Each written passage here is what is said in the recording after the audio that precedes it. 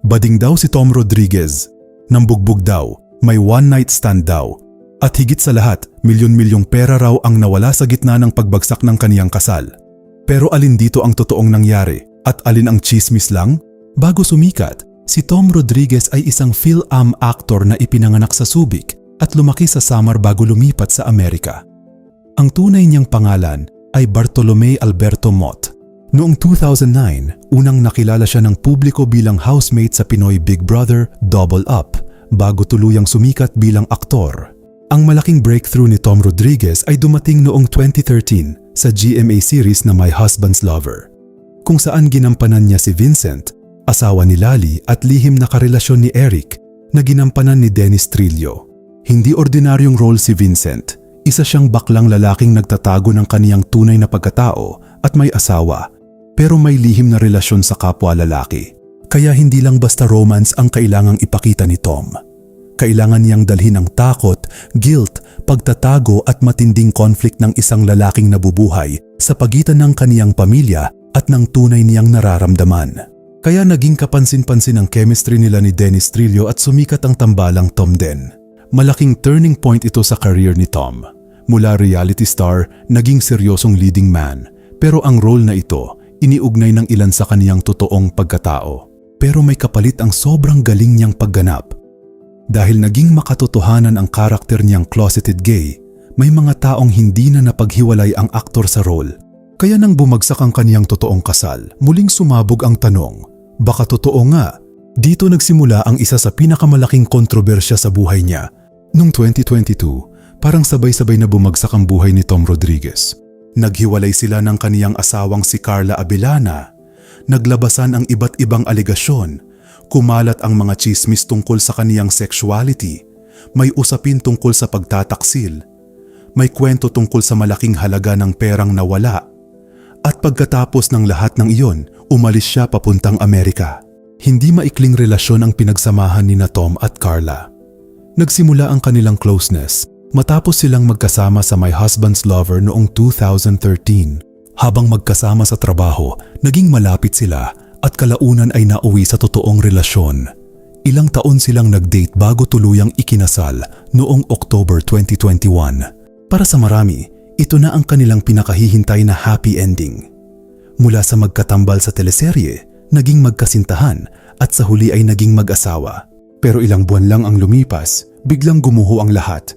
Habang tahimik ang magkabilang panig, social media naman ang nagsimulang gumawa ng sariling kwento. May nagsabing may third party, may pagtataksil, may problema sa pera at may iba pang dahilan sa likod ng kanilang paghihiwalay. Pero isang aligasyon ang talagang umingay ng husto, bakla daw si Tom Rodriguez. Dahil sa iconic role niya bilang Vincent sa My Husband's Lover, muling iniugnay si Tom sa karakter nang masira ang kaniyang totoong kasal. Mula sa hinahanga ang leading man, bigla siyang naging sentro ng pambabatikos at kontrobersya. Noong December 2022, diretsahan itong hinarap ni Tom sa interview niya kay Ogie Diaz. Tinanong siya kung bading ba siya. Ang sagot niya, no.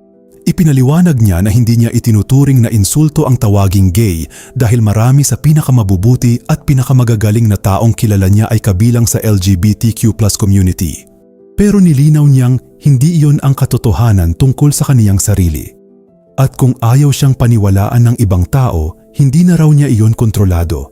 Pero habang kumakalat ang gay rumors, may isa pang kontrobersya. Ang umano'y one-night stand. Noong March 2022, sumabog ang one-night stand issue nang banggitin ito ni Ray Abellana, ama ni Carla. Mabilis itong kumalat at inugnay sa hiwalayan. Pero makalipas ang ilang araw, binawi at nilinaw niya ang kaniyang pahayag, walang kumpirmadong one-night stand na naganap.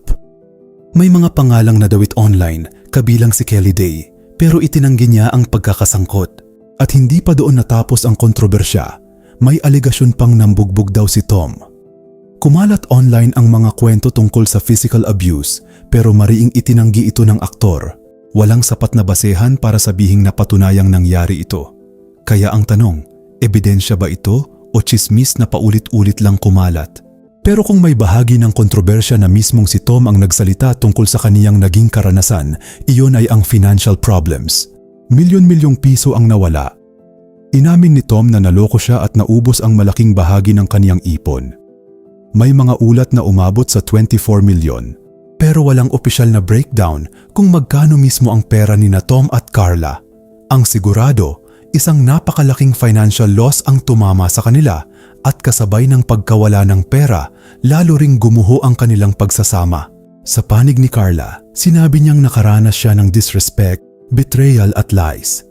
Si Tom naman, inamin ding may sarili siyang pagkakamaling kailangang panagutan. Kaya hindi simpleng pera o third party lang ang usapin. Tiwala, sakit, pagkakamali at matinding financial pressure ang sabay-sabay na bumigat sa kanilang relasyon. At nang tuluyang lumala ang lahat, umalis si Tom papuntang Amerika. Doon nagsimula ang isa sa pinakamahirap na yugto ng kaniyang buhay. Malayo sa showbiz na wala ang dating marangyang pamumuhay at kinailangan niyang mamuhay ng mas simple habang unti-unting naghahanap buhay at bumabangon. Ayon sa kaniya, pakiramdam niya noon ay hindi lang siya nagsisimula sa zero, parang nasa negative pa. Nawala ang malaking bahagi ng kaniyang pera, nasira ang kaniyang relasyon, at kinailangan niyang harapin ang sarili niyang mga pagkakamali. Sa Amerika, naranasan niyang maghirap at magsimulang muli. Hindi lang pera ang kailangan niyang buuin, pati ang kaniyang sarili. Makalipas ang ilang panahon, bumalik si Tom sa Pilipinas at muling nagtrabaho sa showbiz. Nakabangon na rin siya mula sa scam at sa matinding pagsubok na pinagdaanan niya. Aktibo pa rin siya bilang artista at mayroon ng asawa at anak, ngunit pinili niyang panatilihing pribado ang kaniyang pamilya. Mula sa matinding pagbagsak, nakabangon si Tom at nagpatuloy sa buhay. Samantala, tuluyan na ring nag-move on si Carla. Nagpakasal na siya sa kanyang high school sweetheart na si Dr. Reginald Reg Santos sa isang pribadong seremonya sa Tagaytay. Mula sa masakit na nakaraan, pinili rin niyang magsimula muli at bumuo ng panibagong buhay. Kaya sa puntong ito, parehong may bagong buhay sina Tom at Carla. Si Tom may asawa at anak na. Si Carla naman bagong kasal na rin. Pareho na silang nakatingin sa hinaharap. Pero ang tanong, pagkatapos ng lahat ng kontrobersya, paano nga ba bumangon si Tom Rodriguez? Mula sa sunod-sunod na pambabatikos, pagkawala ng pera at pagbagsak ng kaniyang relasyon, marami siyang pinagdaanan. Pero sa kabila ng lahat, pinili niyang bumangon at magsimulang muli. Nawala siya sa spotlight, nag-adjust, naghilom, at kalaunan ay bumalik sa showbiz. Pero kahit nakabangon na siya, may ilang bashers na hanggang ngayon ay hindi pa rin naniniwala sa kaniyang pagtanggi tungkol sa gay rumors. Patuloy pa rin nilang ginagamit ang dati niyang role bilang ebidensya kahit karakter lamang iyon. Pero sa kabila ng lahat, nagpatuloy si Tom. May bagong pamilya, bagong buhay at patuloy pa ring nagtatrabaho bilang artista. Hindi niya kontrolado ang paniniwala ng lahat.